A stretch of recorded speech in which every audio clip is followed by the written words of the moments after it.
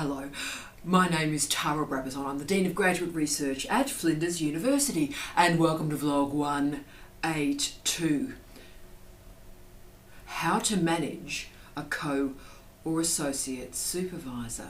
Now, this is the first vlog in what could be an incredibly long and large series.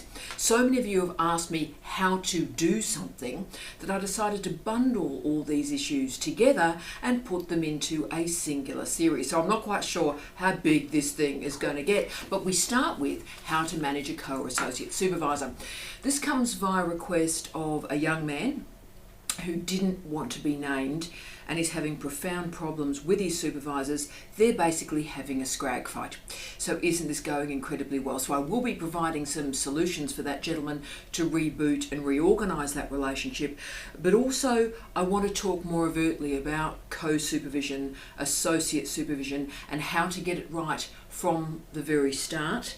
I'm going to also specify to you the benefits of this particular model, this way of organising your candidature. And look, this vlog, like most of them, has a very, very odd beginning.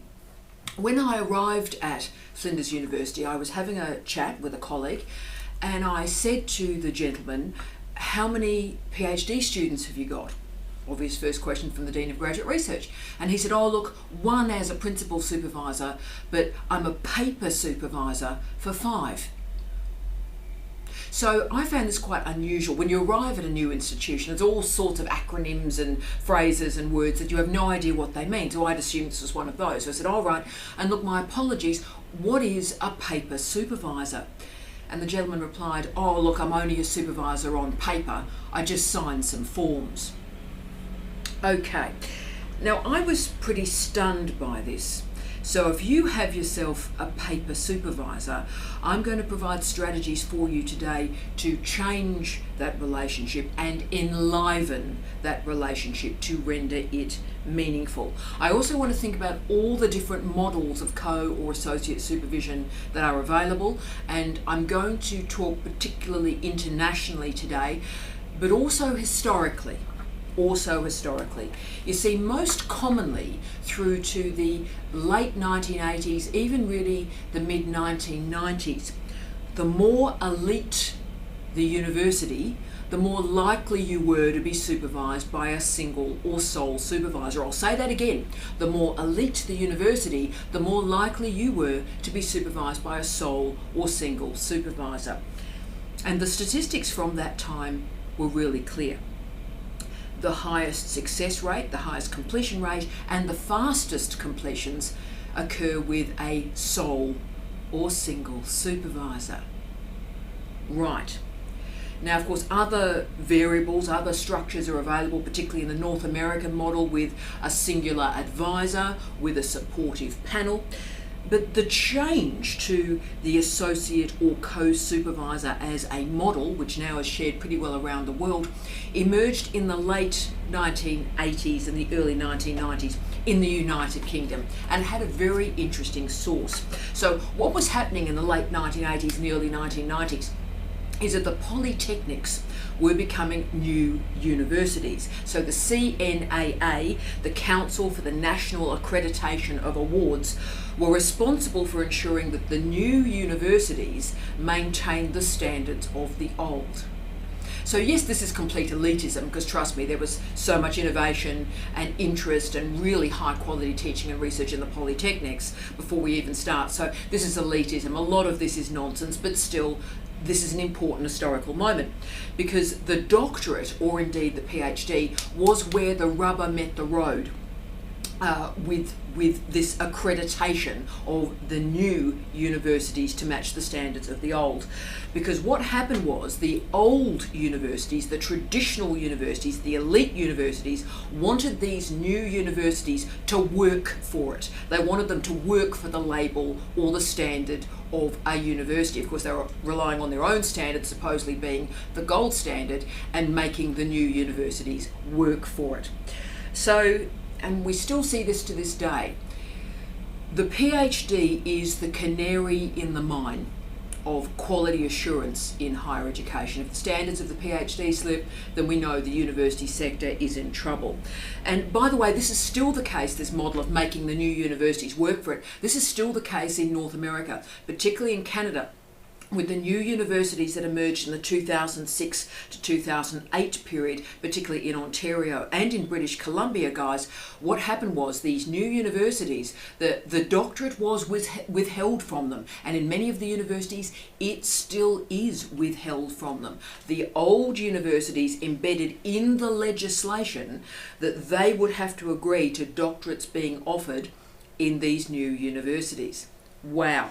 Okay, so that means that the Australian higher education system is really rare, because all our universities are given the self-accrediting right to offer a PhD. Okay, but anyway, as you can see, this control over PhDs was part of the fighting for it, the creation of the standard of what a university is. And part of this quality assurance was co-supervision. But let me tell you why co-supervision was implemented at this time. What would happen in the new universities is an experienced supervisor would supervise with new supervisors, so they would gain on-the-job training. So this was argued that this was a way to broaden out the quality of the available supervisors. So, and of course this was important because this was the time. So it's sort of changed, but not hugely, but this was the time, late 80s, early 1990s, where professional development programs for academics was not really very common, wasn't common. And also, of course, very few academics then and now hold teaching qualifications. So if you're an inverted commas new supervisor, how have you got any idea what you're doing? How have you got any clue at all? And the accreditation, the quality assurance protocol was, all right, well, the new supervisor in the new university can supervise with an older, experienced supervisor, and they can learn on the job. So this is the irony of this co-supervision associate supervisory model was introduced for the supervisors, not for the students. Is it all making sense now? Yeah. And that co-supervision, associate supervision, has now been embedded into policy and into procedure and into practice. Now, can I say, of my first 20 PhD completions, 19 of them were as a sole or single supervisor. So you can see I maintained that elite model through the early stages of my career. So you can see, once more, we are generalising in the 2010s. We're generalising now, and we're pretending what we do now has always existed. And that's simply not the case. But what I'm going to be suggesting for you now is, okay, times have changed. The history of higher education is radically transforming, and quickly. So I'm going to give you some new reasons, some important reasons that suit our context for why a co-supervisor or an associate supervisor is a really good idea, and how you can manage these good ideas into an actually functioning relationship. 1, supervisors leave their job, they get sick, and yes, they die. Now, once more, your old Gothic Dean starts with something terribly optimistic and buoyant. But let's get real here. Look at the generational profile of international higher education. That's a challenge, that's a problem, and we're not managing it terribly well at the moment. But further, as a workforce, international higher education is incredibly volatile. 10 years ago, 20 years ago, tenure, permanence was relatively common, team. So someone would be at a university for 10, 15, 20 years, maybe their whole career. Right now, the most common contracts are 2, 3, and 5 years. So you can see the problem. You can sign on to a supervisor, and their contract can't see you to the end of your candidature. And further, of course, the volatility of international higher education, the great staff, it's incredibly competitive. We receive lots of different job offers on a daily basis, and occasionally a staff member is going to take one of those, okay? So this is a volatile workplace for you. Therefore, it is incredibly important that your co-supervisor is not a paper supervisor, because the chances are, a little bit less than 50-50, but the chances are is that co-supervisor, that paper supervisor, is going to have to take over your supervision. for a period of time, maybe permanently or maybe while a permanent replacement is found, okay? Now, if they don't know what's going on, if you haven't briefed them, if you haven't kept them in the story, then that's going to stall your thesis and your completion. So keep those co-supervisors informed of the progress. Meet with them occasionally, send them work so they know what's going on, and that's for your benefit. Because the volatility of international higher education means who you start with in supervision may not be who you finish with. Okay. 2, inter, trans and post-disciplinary theses. Now this is crucial. In these new emerging terribly exciting areas, no single supervisor is going to be able to provide all the answers and all the expertise that you're going to require. They haven't got the coverage. So the best way to receive advice in these cases is that interdisciplinary supervisory team. So different supervisors take charge of different bits of the disciplines that you are activating. So this is a model of supervision that I refer to as portfolio supervision. So you have a panel of experts in your supervisors and you deploy their expertise when required. It's almost sort of a plug in and play model of supervision. So I'm dealing with this bit of the discipline at the moment, click, okay, fine, I'm dealing with this discipline now, plug in and play. That's a great model. Now this model has worked incredibly well for me. I tend to work in post-disciplinary theses. And remember I said my first 20 supervisions, 19 were sole supervision. That one that made it the 20 was a fascinating thesis on Russian television. And I was the number 2. A great professor was the principal supervisor in that case. He was an expert on Russian history, Soviet history, spoke the Russian language, but he didn't have television. So I was the television studies specialist brought in to enable that thesis. And it was a truly great experience and the student got through in 3 years. Fantastic, and is in a fantastic job to this day and is a professor. Terrific. 4, specific expertise in one area of the thesis. Now, this reason for co-supervision is different from the post or interdisciplinary thesis, but it does involve expertise.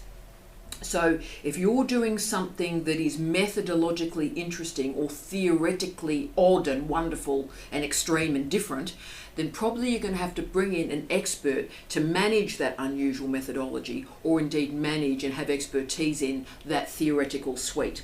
So what happens is the co-supervisor has the expertise in that method or in that theory, and they come in with intensity during the period of the thesis that is the methodology work or is the theoretical shaping of the work. Now, I'm doing one of these at the moment with my wonderful colleague, Professor Justine Smith. Hi Justine, you are a lovely, wonderful, extraordinary human being. It's a pleasure to work with you. But Justine and I are preparing to commence with a new student. And this student is working absolutely in Justine's area, and it's completely different from my area, okay? But the student is using social media as source material in this topic. So I'll be working with the student to negotiate and understand unobtrusive research methods or non-reactive research methods, particularly regarding digital materials. So, Justin obviously has incredible clinical expertise, I don't, and therefore the student will swing in, will work on that methodology with nice intensity and then move back into Justine's expertise. And we've talked about that right at the start. The student hasn't even started yet, and we've negotiated what that relationship is going to look like. So that's a great model. In comes one supervisor, works with intensity, and then moves out and only perhaps returns at the end to make sure everything is nested effectively. Okay. 5, break up the boredom and freshen the candidature. This last point really does lead to the next one.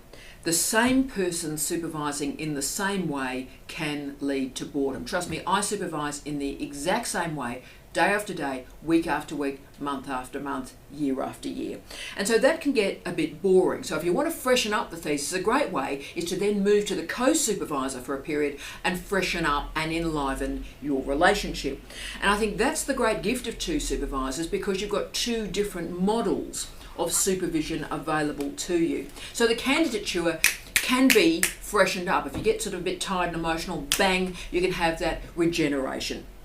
And perhaps one supervisor can work with intensity, walk away, and then the alternative supervisor can work with intensity. Now that's a very successful process. Again, please agree on that at the start. 6, this is the biggie that no one talks about. Career development. Yeah. The final reason to welcome co-supervisors into your party is for career development, because it's twice the networking potential, twice the publishing opportunity, and yes, most importantly, you've got yourself 2 referees. Right. Referees are worth their weight in gold. Please remember this. There are going to be crucial times in your life where you are desperate for a referee that you can trust and you know how they're going to behave. And by the way, if you've got supervisors that you can't trust, if you think, I don't know if they're going to write me a good reference, then for me, that's the best reason of all to actually move to a different supervisory team. People don't talk about it, but if you think, I'm not sure that person's going to write me a good reference, get yourself another supervisor who will. So most importantly, if you've got 2 supervisors, don't waste or minimize that opportunity. So I've given you all the reasons that you can gain from 2 supervisors. How do you make them play well together? Well, that's the challenge, isn't it? And it's one that personally I find incredibly difficult. The most important strategy is you must plan it out from the start. Justine and I have done this, it's working fantastically. Plan it out from the start. Print out Flinders University's supervisory charter and everyone sit around a table and work out what the story is. Who is doing what? Who is responsible for what? How is this going to function? What is the role of each supervisor? And are they both there throughout? Or are they working with you on different topics? So that alternative mode of supervision. Work out what model suits you. And you be really clear about your expectations and make sure they're really clear about their expectations. Don't put up with an administrative or paper supervisor. This is a waste of a supervisor's time. It's a waste of your time. You have an opportunity, probably for the only time in your life, to work with really bright people who care about you. So use that opportunity. And look, as you can hear in my voice, I'm often pretty underwhelmed by co or associate supervision because I've had some really bad experiences with co-supervisors where, and again, because I tend to deal with rescue supervisions, particularly after my return to Australia, you know, I've seen the worst of supervision, and I've seen a whole series of supervisors add their name to my students, so they get a pretty easy run, because they know I see the students weekly, I read the work, I do the 10 drafts, so they just simply add their name and get themselves a completion. Am I angry about that? Yes, I am. And look, I do have problems with that situation, but what I would say is I've had great co-supervision as well. The best co-supervisor I ever worked with, and I know this will come as a surprise to you not, was my late husband, Professor Steve Redhead. And remember, we had 30 plus completions before we met each other, before we supervised together. We tended to take on the rescue supervisions, the inverted commas difficult students. They weren't difficult, by the way, but the difficult students that other people had walked away from, Steve and I took on. And it was such a great combination because we would both meet with the student weekly, we both read widely, we overlapped in our reading by about 60%, so we could offer combined commentary, but also the differences mattered. And because neither of us cared about workload, because in our last 3 jobs we weren't paid to supervise because we were paid to do other jobs, we simply did it for the benefit of the student, full stop. So you never heard phrases coming out of our mouth like, well, I'm not being paid for this, or it's not in my workload. None of the supervision was or is in the workload, so we did it for the students. Now, I really haven't had that with anybody else. I think Justine, we've organised that well. I've got a very good feeling about that, and she's an ethical, decent, extraordinary woman. But I have been pretty well underwhelmed by every other co-supervisor I've had, because I tend to have the freeloaders. The freeloaders come on in and get themselves a completion and sort of throw peanuts from the peanut gallery, and that's about it. So to stop that happening, obviously I have to deal with this myself too, to stop this happening, it's very important to have those expectations at the start. Know each of your supervisor's strengths and their weaknesses, and don't expect your supervisor to be the messiah, your mother, your father, your brother, your boyfriend, or your social worker. With two supervisors, know what they can do for you, know what they can't do for you, and create some peace in that knowledge. Know that you may have to maintain independent relationships with each supervisor. I don't necessarily have a problem with that, but the nature of the overscheduled university at the moment with meetings and teaching and all the rest of it, the chances of getting you and the two academics in an office is probably nil. So again, make peace with that if that's not possible. So have the core meetings with your core supervisor and then swing in your alternative supervisor when it is possible and useful. So be clear in the expectations and keep everybody involved. Keep the conversations going. Remember, your supervisors may not get on. Academics are a weird sociological group, so your academic supervisors may not get on. And look, that doesn't matter too much. In fact, it doesn't matter at all. They need to get on with you. The problem, which I still haven't resolved in my head, to be honest with you, is when supervisors offer contradictory advice. And that's the reason I'm still not completely sold on the co-supervisory model, because if supervisors contradict each other and the student's in the middle, what actually happens? Well, here's the resolution really. How you handle this nightmare is that you remember that it is your thesis, and all the supervision exists for. The only reason is to support you to finish that research and finish that thesis. So you're a bright person.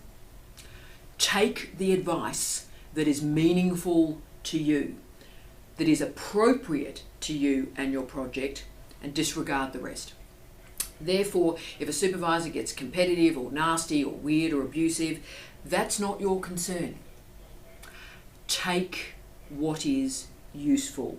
Take the advice, ignore the emotion, ignore the stuff around it. And in that way, co-supervision becomes a portfolio of advice. And that is incredibly useful. I wish you love, light, and peace. Tea out.